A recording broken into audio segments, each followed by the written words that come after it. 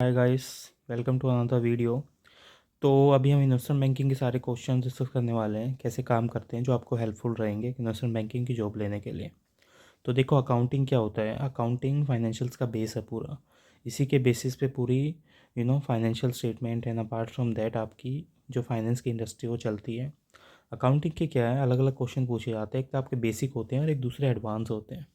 तो चलो अब एडवांस क्वेश्चन की बात करते हैं हम लोग।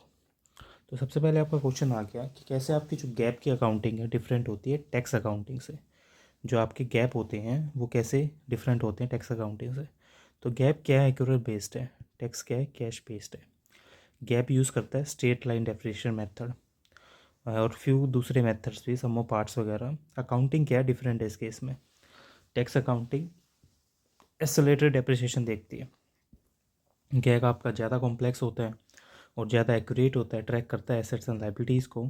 और आपका दूसरी चीज़ें क्या हैं, जो आपका टैक्स अकाउंटिंग होती है वो कंसर्न करती है खाली रेवेन्यू एक्सपेंसेस की करंट पीरियड में। और जो इनकम टैक्स आपका आप ओ कर रहे हो उसी हिसाब से देखा जाता है कि कैसे बढ़ेगा कैसे घटेगा, ये चीज़ यहाँ पे देखी जाती है। डेफर्ड टैक्स लाइबिलिटीज़ क्या है आपकी।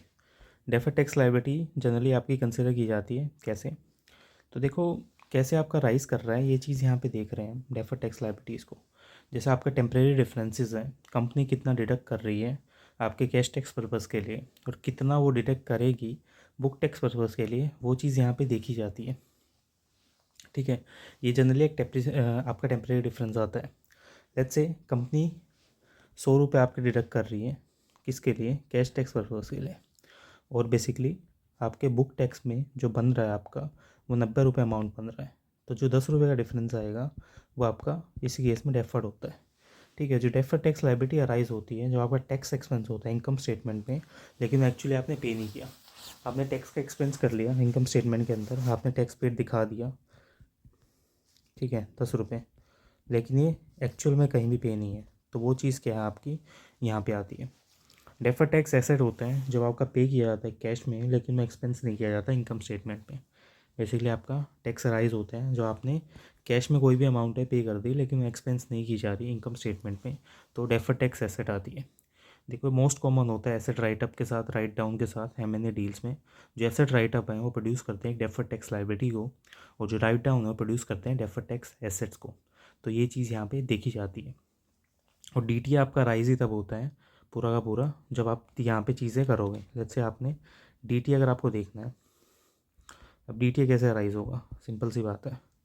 जब 100 रुपये में टैक्स पे करके बैठा हूँ ऑलरेडी और इसमें इनकम स्टेटमेंट में मैंने लिखा ही नहीं उस चीज़ को, तो आपका DTA यहाँ पे राइज हो जाएगा इस चीज़ को करने के लिए। तो ये बेसिकली आपका देखा जाता है इसमें। ये चीज़ देखो कि आप रेवेन्यू मॉडल कैसे बनाओगे किसी भी कंपनी का। देखो, दो तरीके होते हैं इस चीज़ को करने के लिए। एक तो बॉटम बिल्डअप होता है आपका, बॉटम अप बिल्ड होता है, और एक टॉप डाउन बिल्ड होता है। बॉटम अप क्या है, इंडिविजुअल प्रोडक्ट से स्टार्ट होता है, कस्टमर से स्टार्ट होता है, जो एस्टिमेट करता है आपकी एवरेज सेल वैल्यू को या कस्टमर की वैल्यू को।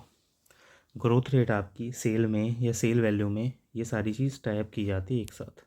तो बॉटम अप आपका स्टार्ट होता है इंडिविजुअल प्रोडक्ट से।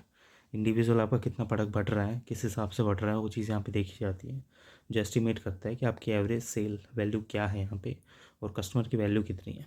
जो जो ग्रोथ रेट है आपका सेल्स में और जो सेल वैल्यू है वो टाइप करती है एक दूसरे को, जिस हिसाब से आपकी चीज़ें आगे काम करती हैं। तो इसी चीज़ को हम बॉटम अप या बॉटम डाउन अप्रोच बोलते हैं, जो एक काम को करने के लिए हमारी बेटर तरीके से एनालिसिस में बेटर तरीके से आपकी काम आती है, और इसी के बेसिस में हम पूरा एनालिसिस करते हैं चीज़ों को करने का।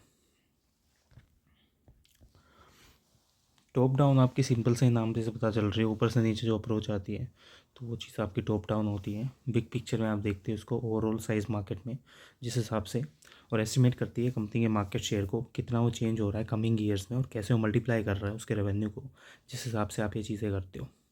एक्सपेंस मॉडल कैसे बनता है किसी भी कंपनी का, आपको बताया गया कि एक्सपेंस आपको शो करना है किसी भी कंपनी को, तो कैसे करोगे। देखो, जो बॉटम अप होता है वो बिल्डअप की तरफ होता है, ऊपर की तरफ। आप स्टार्ट करते हो हर डिफरेंट डिपार्टमेंट से एक कंपनी के, जो आपके परसेंटेज ऑफ एम्प्लॉय में काम करते हैं, एवरेज सैलरी है, बोनस है, बेनिफिट्स हैं, और आप अजम्पशंस बनाते हो उन्हीं के बेसिस पे गोइंग फॉरवर्ड बेसिस पे आगे के लिए।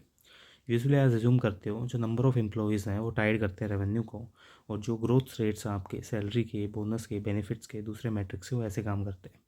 जो कॉस्ट ऑफ गुड्स है आपकी वो टाइड होती है डायरेक्टली रेवेन्यू और आपकी हर यूनिट पे जो प्रोड्यूस की जाती है इंकर करने के लिए एक्सपेंस को।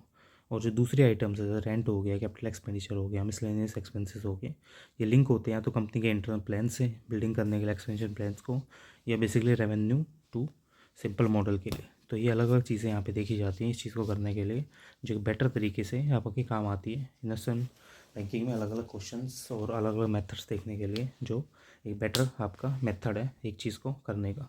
तो इसी चीज़ को एक्सपेंस मॉडल बोला जाता है किसी भी कंपनी का, जो इस हिसाब से देखा जाता है कि कैसे आपके एक्सपेंस यहाँ खर्च किए जाएंगे एक चीज़ को करने के लिए।